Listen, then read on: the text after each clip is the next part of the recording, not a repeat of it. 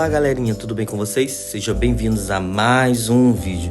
E hoje nós vamos aprender a como desenhar o Pusheen Milk Cartoon. Esse Pusheen é um personagem aí da internet que são gatinhos desenhados nesse estilo muito fofinho. E ao longo do tempo ele foi tendo várias versões, várias poses. Então esse estilo de desenho dos gatinhos são muito populares, inclusive variou para outros animais, cachorros. E tem um que chamou bastante atenção, que é esse Pusheen Milk Cartoon, que é o gatinho ali dentro da caixa de leite, ou ele é a própria caixa de leite. Enfim, gostei e trouxe pro canal.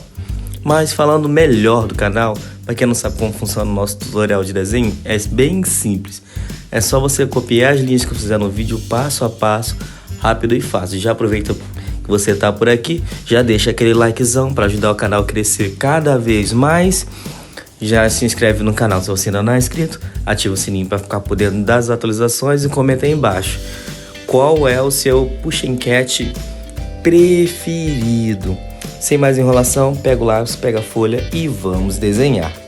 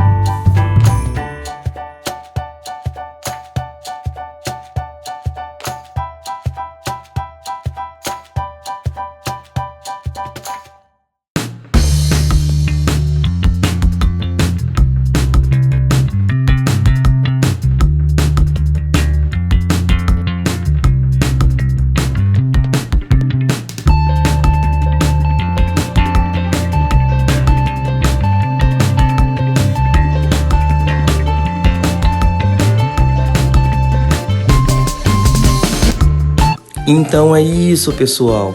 Muito obrigado por ter assistido o vídeo até aqui. Comente aí embaixo o que você achou do vídeo. Assista os outros vídeos que estão aparecendo pra você no card. Valeu, tchau, fui!